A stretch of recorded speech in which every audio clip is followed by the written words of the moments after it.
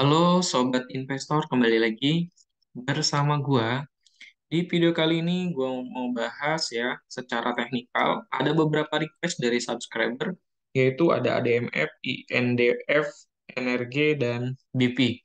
Nah, sebelum itu gua disclaimer on dulu ya. Di awal bahwa video ini sifatnya edukasi, bukan rekomendasi bahwa dalam hal membeli ataupun menjual, silakan teman-teman analisa ulang dan pastikan analisa teman-teman sesuai dengan kemampuan dalam membeli atau menjual seperti itu ya.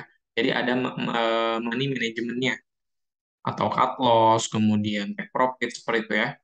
Mudah-mudahan ini video bisa menjadi gambaran ya buat teman-teman dalam memutuskan sebagai referensi. Oke, yang pertama kita bahas indeks indeks kita ya, indeks harga saham gabungan pada tanggal 16 kemarin ditutup ya di plus 0,57 naik ke harga 7.133.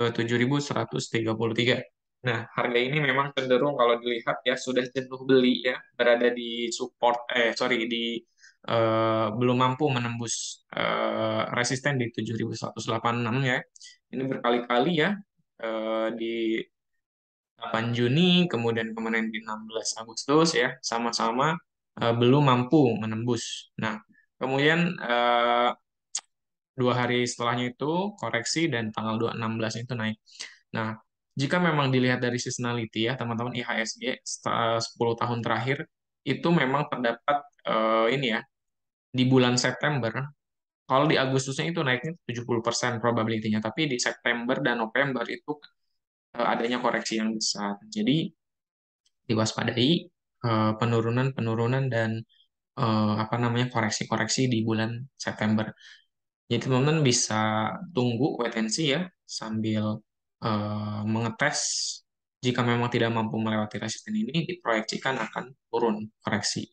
Koreksinya bisa menyentuh ini support di 7 ribuan atau mungkin kembali ke 6.000 7.000 atau 6.800-an. Tapi kemungkinan si koreksinya akan kecil karena jika dilihat dari penurunannya sekitar 2 persenan ya.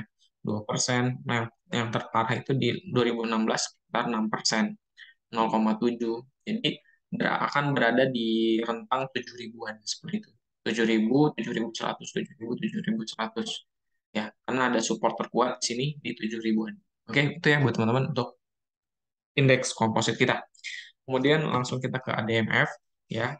Request kemarin ya teman-teman, ADMF jika kita lihat, kita dapat proyeksikan bahwa DMF memang kemarin naik ya, tipis di 0,31%, tertahan di harga 8.200. Jika kita lihat di sini, ADMF itu sudah mau membentuk eh, candle and candle and ini ya, cup ya.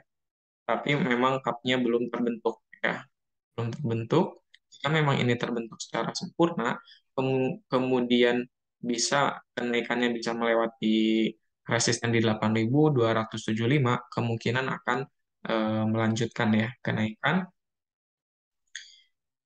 di sini nih. Kenaikannya jika kita mampu nih melewati resisten ini 8.275, sorry, berarti kita koreksinya kalau mengenai candle N up berarti kenaikannya sama dengan dalamnya ini upnya sekitar 3%-an. Itu kalau untuk ADMF sekarang harganya masih kuat ya untuk menuju resisten selanjutnya di 8.275 dan garis MA 10 ya, MA 10 masih berada di atas garis MA 20-an seperti itu. Kemudian kita juga sambil menunggu statik RSI juga memang sedang mengarah ke atas. Apa yang dilakukan kita lihat ADMF ya, seasonality-nya, sorry, ADMF, seasonality-nya kita lihat ya, secara 10 tahun terakhir di bulan September bagus, di Agustus justru memang ada koreksi ya, jadi hati-hati kita cermati, di Agustus kemungkinan kalau misalkan memang ada koreksi itu bisa menuju ke arah 8 ribuan seperti itu ya. Kemudian apa yang dilakukan oleh Bandar? bandar terhadap saham ADMF itu memang asing ya, melepas terus-terusan ya dalam bahkan dimulai dari bulan Juni ya, terus-terus melepas ADMF, kemudian secara bandar detektor kita lihat memang adanya distribusi yang begitu besar ya terhadap saham ADMF. Oke, itu untuk saham ADMF ya.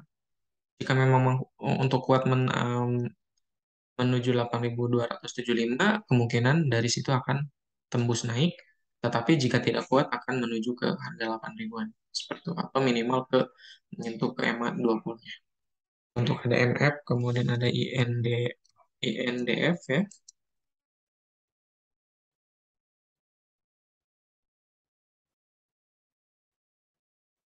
Kita lihat Indofood. Di sini Indofood, teman-teman bisa kita lihat ya sama-sama bahwa Indofood membentuk, nah ini, memberikan gap ya.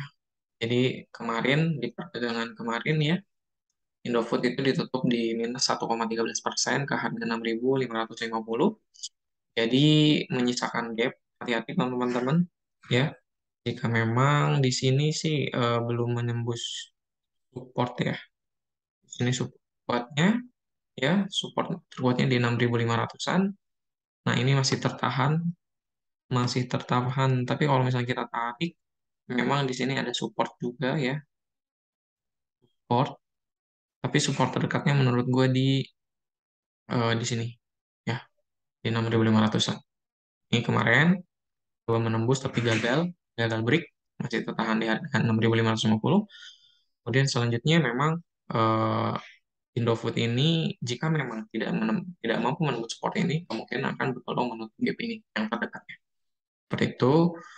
Dan kita lihat asing ya, asing justru seminggu sampai 2 minggu terakhir itu adanya akumulasi terhadap saham Indofood.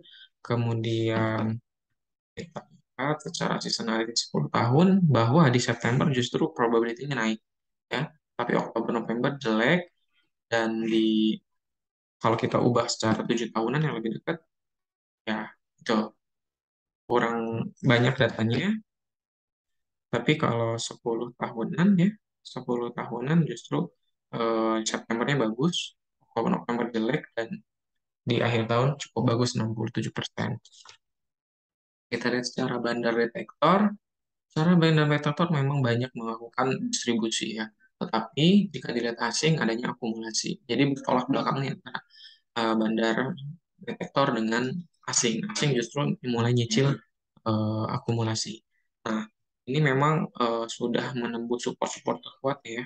Kalau kita lihat di sini nih support terkuat ya, atau bisa dilihat nih, ini nih. Ini support terkuat sudah tertembus, kemudian sudah break. Nah, jika memang mantul dari antara kedua ini, kemungkinan akan menutup ke harga 6.800-an. Seperti itu ya. Proyeknya itu untuk Indofood. Selanjutnya ada energi ya. Ada energi Persada, Mega Persada. Nah, ini juga kita lihat hampir mirip dengan pola candle NCAP ya. Kita lihat, meskipun memang tidak terbentuk secara sempurna, kemudian di sininya mirip juga candle lengkap ya. Memang tidak secara sempurna, tapi bisa kita proyeksikan lah seperti itu. Nah, setelah itu baru jika memang mampu menembus ke harga 296 untuk energi ini, maka kita bisa ukur profitnya sesuai dengan kedalaman ini, kedalaman, nah, sekitar berapa persen? Di sini kan 33%. Berarti hampir ke harga berapa nih? Ke harga berapa nih? Harga 300-an lah. Itu. Intinya, jika mampu menembus ya harga 296, maka diproyeksikan akan naik. Hari ini dikoreksi sebesar 2,82%. Eh, tinggal tunggu aja teman-teman. Kalau emang mau serok, silakan tunggu lagi di support terdekatnya di sini, di harga 266. Itu support terkuat. Kemudian jika jebol, tembus lagi, ini support terkuatnya di sini. Nah, 246 sampai dengan eh, 220-an di antara sini ya. Nah, itu untuk energi. Tektokan aja jika memang teman-teman beli di 268, tunggu lagi. Jika turun, serok lagi 244, jika turun lagi, serok lagi di 218. Karena secara tren, ini memang masih uptrend ya. Secara tren, energi masih uptrend. Nah, ini masih uptrend. Ya, jika memang garis trennya itu masih belum putus, maka ketika masuk ke resisten ini, sorry, ke support ini, ya, support, tiap support, bisa kita beli ya, serok seperti itu. Energi, kita lihat asing malah melepas ya 2 minggu terakhir untuk energi. Energi kita lihat secara seasonality 10 tahunan tidak ada yang menarik ya, tapi cuma di September sebesar 56%.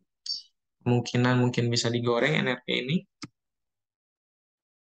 secara bandar detektor, banyak yang membuang saham energi karena memang dari awal tahun sudah naikin cukup banyak ya. Tarik dari sini dari awal tahun itu naiknya ke harga sekarang itu sudah 173% atau ke harga all time-nya hampir 200%-an. Untuk energi selanjutnya yang terakhir yaitu ada BP. Saham BP ya yang sudah tidur lama di harga 50-an ini sedang uptrend. Jadi teman-teman kita lihat juga pergerakannya memang masih berada di garis eh, MA10 ya. Kemudian jika kita lihat di sini ada support yang kuat, ya, support yang kuat. Kemudian resisten juga di sini resisten menjadi resisten ya. Akhirnya ini jadi resisten. Kemungkinan berpeluang untuk menembus dulu ya ke harga 183 setelah kemarin memang ada kenaikan atau memang setelah naik panjang ini berpeluang untuk sideways. Jadi titik jenuh beli kemudian jual beli jual itu sideways di sini ya kemungkinan. Tapi jika memang apa namanya karena sifatnya masih uptrend berpeluang untuk menembus harga 199 dan target terdekatnya itu di 210 tuh untuk BP dan kita lihat BP secara seasonality apakah ada yang menarik. Kita lihat seasonality ini kita lihat ya eh, saham gorengan dan sering digoreng tapi kita lihat juga perlu dilihat secara fundamental mungkin ya itu kalau yang masuk ke MBP karena memang ada yang akumulasi. Tapi secara benda detektor banyak yang mengakumulasi ya. KKA, ZAO. Kemudian kita lihat secara orang keuangan terhadap BP termasuk gorengan dan BP itu lihat dari laporan keuangannya revenue ya tidak begitu menarik. Jadi ada kemungkinan memang ada sentimen terhadap BP dan kemudian bandar masuk. Akhirnya naik gitu. Oke, itu aja teman-teman. Eh, bagi mudah-mudahan dapat bermanfaat. Kalau kita lihat di sini ada handle and cup ya. Kemudian ini kan handle cup and handle sorry. Nya maka jika kita proyeksikan di sini kenaikannya 47% dan ya gitu. Jadi BP ini sudah pernah membuat handle handle and cup ya.